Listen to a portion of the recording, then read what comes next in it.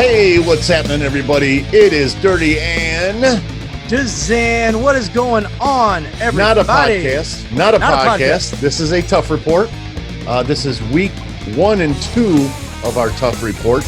And all this is, guys, is we just kind of digest everything that transpired each week during the TUF series. And we're going to report on that to you guys and kind of give you our thoughts and what we see for the future of some of these fighters, and some of them are going to be good and some of them are going to be bleak, but that's the nature of TUF. So that's why they kind of filter these guys through there and see what comes out the other side of the screen. So with that said, week 1, we had two gentlemen, Andre and Aaron. Not going to bother with the last names because at this point right now, it really kind of doesn't matter. But also, you know, before we even get into those, I mean, we can talk a little bit about the facility itself. It seems to be the same house and the same kind of rules that apply. But I wanted to bring something up that I found very interesting that Dana said. I was not aware of this apparently during one of the seasons, and he did not say which season, but during one of the seasons, it got so bad in the house that one team was stealing the other team's food. And because of that, and they kept doing it over and over, the team that was getting their food stolen from them, apparently they pissed in the food. So when the other team went to steal it and eat it, they got a big dose of urine. Yep. Oh, yeah. And they televised that. And they televised that. That was on. Was it? Okay. I missed that. I can't remember what season, but okay. Yeah. I must have missed that one. Yeah. That definitely fucking happened. That's disgusting. Yeah. And he ate it. Yep. Beautiful. Beautiful things happen in the TUF house. Yeah. I think it's only right that we start with the coaches. Let's start with the coaches and what we see first week. We're not going to dip into the second week yet, but first week, what are we getting a feel for these coaching styles? How do you think Volkanovski? I see a clear difference already. Me too. I'm curious to see. You guys, we have not discussed this at all. No, not at all. This is all right off the cuff here, and nothing preset here. So I'm going to be interested to see what he has to say about this. But I got to tell you, man, Brian Ortega seems to be really in tune with the fighters, much more so than Volkanovski. Yep. 100%. One thing that I noticed, and you know, and we'll get to the fight here from week 1, but Andre, he has a skill set for sure, no question about that. But one thing that Brian Ortega was able to do, and I paid really close attention to this, and it's something that was a little different from all of the other TUFs that I've seen. He spent that entire time working here. Yes. He was building them up, building up their confidence. Well, in this case, Andre, building up his confidence. And whereas Volkanovski was, you know, working on the ground game and all of that stuff. But I think that what Brian Ortega's approach here is that he's more concerned. He's less concerned about their skill set at this point because they're going to be fighting that week. Right. So there's not a lot of time to correct, you know, how you approach a guillotine or, you know, how you approach a rear naked choke or striking. It's too late for that. I think that's the approach that Brian Ortega is taking. It's too late for all of that during this week. Right. So he was much more in tune to trying to work on them mentally. And it seemed, it really appeared to me, and we'll see as the season goes on, but for me, it really did appear as though he has the jump on Volkanovski with his fighters. You hit the nail on the fucking head right there. He is so in tune with how they work mentally. Mm-hmm. He knows that your skills, you already got to this place, right? Right. So you should be in tune, right? Volkanovski is looking at holes for the now. Yeah. But yeah. Ortega's looking at holes for every fight, Right. Right. A more generalized, where are you Exactly. at mentally? Let's get you prepared mentally, and the rest will follow suit. And he is such a good fucking teacher. I love I what couldn't I'm believe seeing it. right now. I couldn't believe it. I'm very pleased. Yes, he is quiet. And listen, there were mixed reactions on this first week. Some people saying it was boring. They thought it was rather, boring. Didn't really want to watch it because of the coaches. I'm telling you, this is gonna be a great season. And that Ortega right there, one hell of a coach. And we'll get into that more specifically in week 2. But yeah, now let's get into the fight, man. 185ers were first.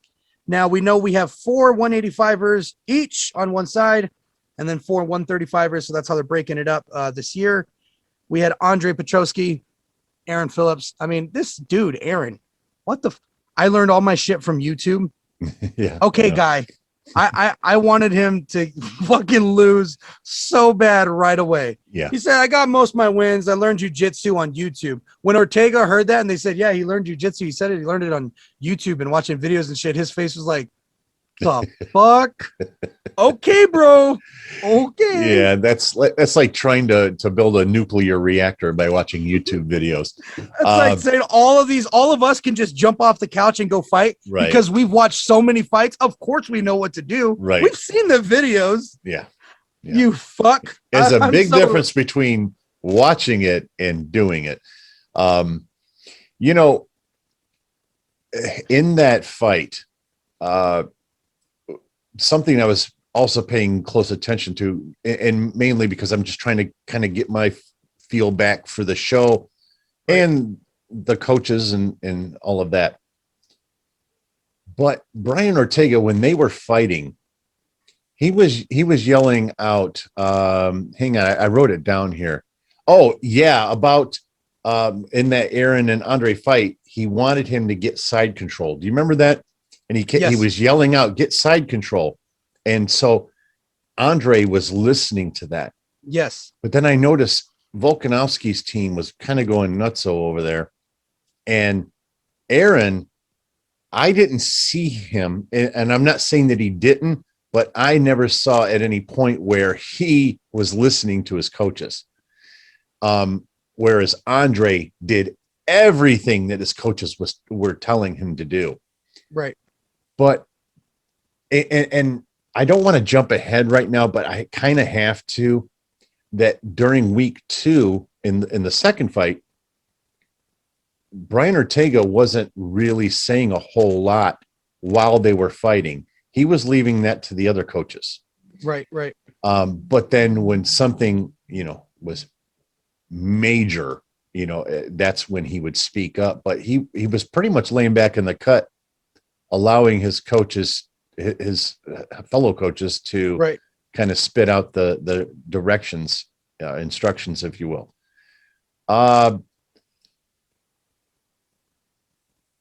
It seems stark to me. We're way too early on, and one thing that we have learned from TUF is they love to do that to you, though. Yeah. To kind of make it look as though something is going one way and it ends up going the other way. But from what we have seen so far, it seems like the clear-cut winner so far. That's why we're doing weekly reports. Right. But as of now, it seems very clear to me that Brian Ortega has a real hold on what his fighters need to do to win. Yep. Versus 100%. Versus Volkanovski. Yeah. 100%. 100%. I completely agree. I think, and again, just after week 1, I mean, geez, you guys really need to pay attention to what Dirty was saying, the shout outs that they're giving in the corner during these fights. You got to understand the show is also about the coaches too, right? It's not all on these fighters. It's not all on these fighters to go in there and win. That's why they have people in their corner. That's why they have those people to see things that they don't see from a different perspective. Do this, shoot for that, watch this.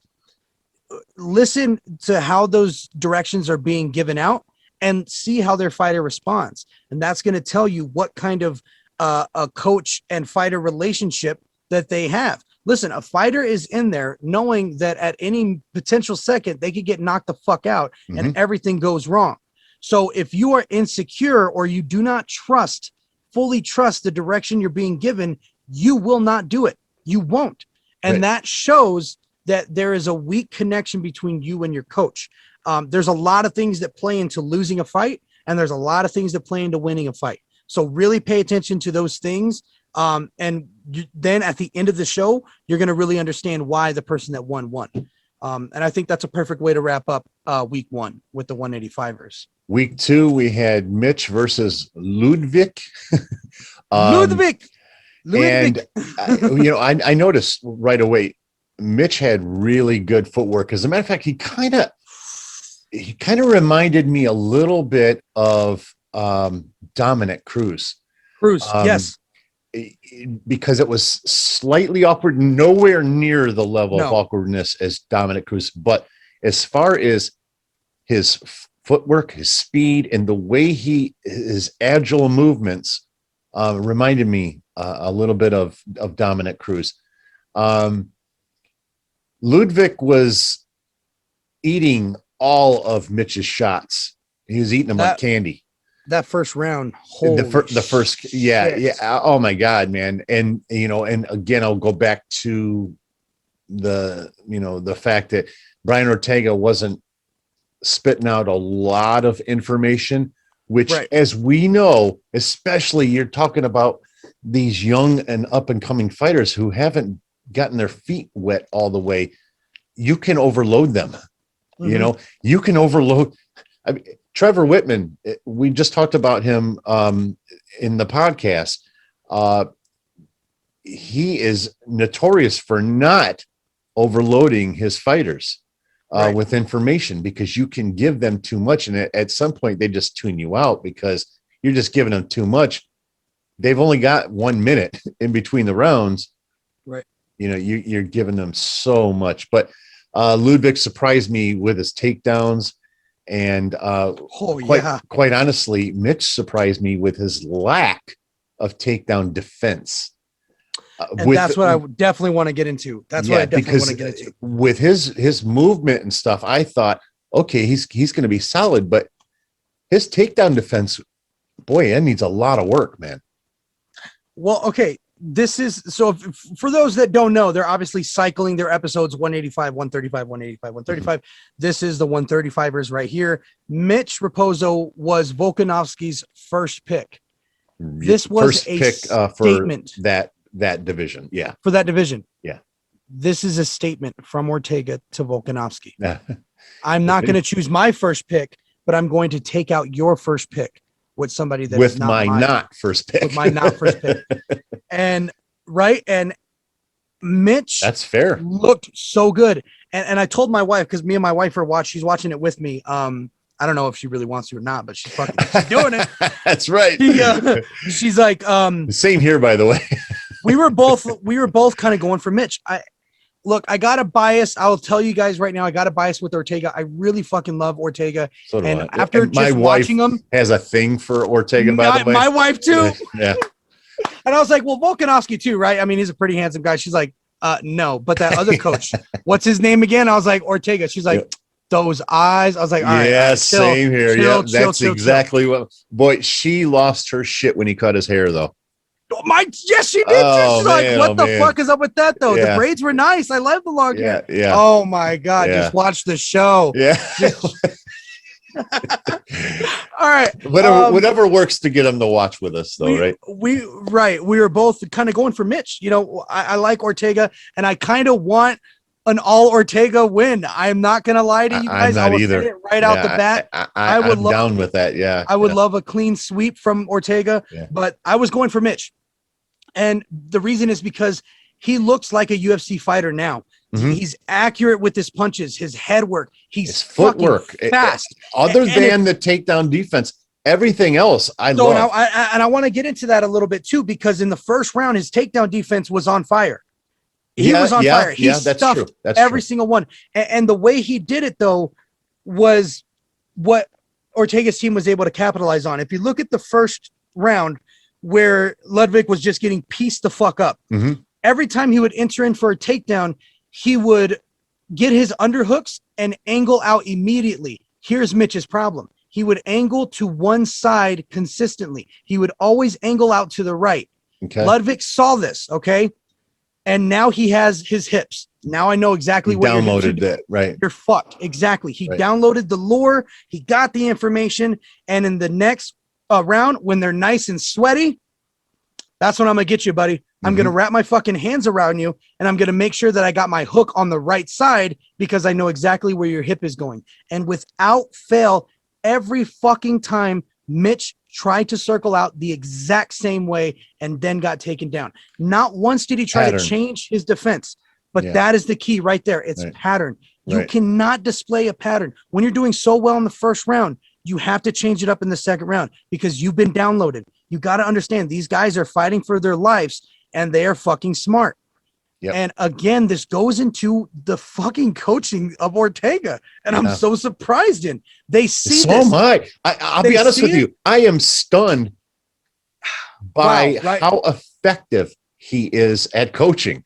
And the directions that's something that he's going to have to look into when he's done. When this is all done. Yeah. Oh, 100%. And you got to think by being, he raised up by Renzo Gracie, of course, you're going to naturally be a great leader.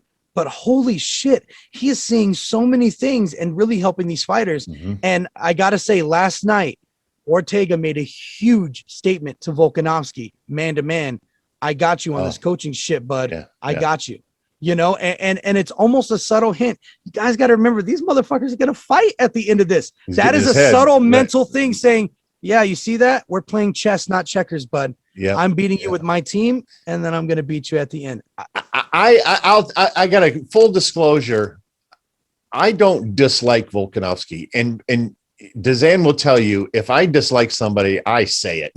Right. I do not dislike Volkanovski. However, I'm not pleased with the fact that he's still champion. After the last fight, both Holloway fights. Okay. Both of them. I didn't like the decision in either one of those. I thought Holloway won both of those fights. And I thought he won the second one, but I thought it was far too close in the first one. It's fair. You're absolutely right. And I'm not mad at the fact that he's champion, which is why I don't hate him, I think. Right. It's just my opinion was that he won both of those fights. Right. Brian Ortega has been around a little while now. And how many times have we seen a guy just kind of sitting idle for quite a while, and then all of a sudden he just guns it and goes? Jorge Masvidal, perfect example. Yeah. I think that Brian Ortega may have one of those bursts. Because if his coaching or if his fighting is continuing the way his coaching is, look out. Yeah. We're looking look at a out, people. Right now. That's champ shit only. Yes. As Tony Ferguson would say. That's champ shit only. So after the second week, ladies and gentlemen, Ortega went 2-0, got his 185er a win, got his 135er a win, and I did write it down. But next week, have you hang on a second, let me cut you off again, like I always do. You love to. Go ahead. I love to. Listen, is there, do you think that there's something behind the scenes here? And I don't want this to sound like it's going to sound. So I'll exchange it after the exchange it. I'll explain it after I say it. But do you think that there's something going on behind the scenes to where we've never seen a sweep? Is there something that the UFC tough people are doing behind the scenes to allow? What I don't want this to sound like is that they're cheating, because I don't believe that for a second. But with that said, do you think that they could change things a little bit behind the scenes to help another fighter? Because as it looks to me right now, this very easily could be a Brian Ortega sweep. I see what you're saying. You know, I think that the production team tends to push narrative and stories, sure. right? But I don't think that they have any power in the decisions of the fights, but they are ready and on hand to handle it from a production standpoint, to edit it however they want, no matter what the decision is. They're going to spin that's it however more they of want. what I was getting at, appearance. I got you. Okay. But yeah, I'm sure there's some of that. I'm not falling short of saying that, maybe they lend a hand somewhere behind the scenes. I don't know. I want to be careful because I don't want to make any ridiculous accusations. It's just, we've seen it before where a coach won the first two and then lost the next four. Right. I'm very curious to see how this is handled going forward. And I will say this: if there was any of that is happening, I think it would have happened during Faber and McGregor season, because McGregor got handled when from a coaching perspective, and his team. He wasn't involved though. He started at the beginning. I think he lost the first two. Never mind. Now I sound like a fucking hypocrite because he actually swept after that. He lost like the first two, and then he really started to focus on his team. Yeah, and then they started winning. The first 2 or 3 weeks, he wasn't there. He would barely show up. He was only there for like the morning practice and shit. Right. Yeah. I'm sure Dana got a hold of him and said, "Hey, come on, man, you got to put an effort in here." But look, Dana has always tried to defend the fact that the UFC is never into that shady shit because, as Dana White would say, that's fucking illegal. And he's not into that whole fixed kind of thing. He's not the entertainment business. That's not something we do. So I don't think that there's anything like that. That's not at all what I'm saying here. I'm so sorry. I thought okay. I'm sorry. I thought you were saying all I was saying is if a coach were to say rattle off 4 in a row, right, and to save face for let's just spell it out here. Let's say Ortega wins 4 in a row. Would they do something like maybe bring in some help for Volkanovski only to help with his guys to keep that from happening? Because I don't know what kind of television that would make if just Brian Ortega just ran away with it and then ends up winning the fight at the end. You bring up a good point, because there's some seasons that coaches have brought in special help. Yes. Somebody had brought in Ronda Rousey, right? He brought in Ronda Rousey. GSP brought in his drunk French person that killed everybody. Yep. I mean, you're right. There have been times where they bring in these special helps, but from a production standpoint, and the other team is working out that day, their coach doesn't have somebody special coming to help them. Right. You know what I mean? Exactly. It is only on one side. So I think you're really onto something. Just to kind of help it a little bit. Yeah. Not in a way where it would kind of I'm not really push the outcome, but cheating. Maybe help the odds a little bit. Maybe help the odds a little bit for better television. Exactly. I could see something like that happening, and I think that we should pay really close attention. And that's why I brought it up, because I think from a production standpoint, right? It does start getting to 3rd, 4th week, and Ortega's still rattling these off. Right. It'll be really interesting to watch it after that point to see what happens. Yeah, because if let's say, what is it, 6 or 8 weeks? Is it 6 weeks? I think it's 8. Okay. There's 8 of them. Yeah. So let's say Ortega rattles off 6, and it's just not looking good for Volkanovski. If he wins the last 2, I think we should pay a lot of attention to week 6 and see. Right. And see what happens. But look, guys, from a standpoint right now, as it sits after week 2, Ortega is looking to send a huge message to Ortega with this right here. Check this out. Next week, next Tuesday, the next fight will be 185 pounds. Ortega's member Trayshawn, which if you guys don't know Trayshawn, if you haven't been watching, if you're not following the UFC, YouTube and everything, they've highlighted a couple people from TUF, and Trayshawn was one of them. He has a very nice story, a very heartbreaking story about him being homeless right before this with his wife and telling his wife, just it was suck up very your pride. reminiscent of Bobby Green. Yes. Oh, yes. Very much so. Yeah. He's like, leave me, just suck up your pride, go live with your mom. And she's like, no, this is us. Like, it's such a great story. Trayshawn is fighting next week against Volkanovski's number 185 pick, Ryder Newman. So he's like, I took out your number 135 this week, and next week I'm going to take out your number 185 in Ryder. If he does that, that's bad. That's bad. And I gotta say, there's been a couple interviews with Brian Ortega and Volkanovski since TUF has stopped airing, and they've tried to get a little bit of information from them about the season. And of course, they're not saying anything. But let me tell you, who looks a little saltier than the other?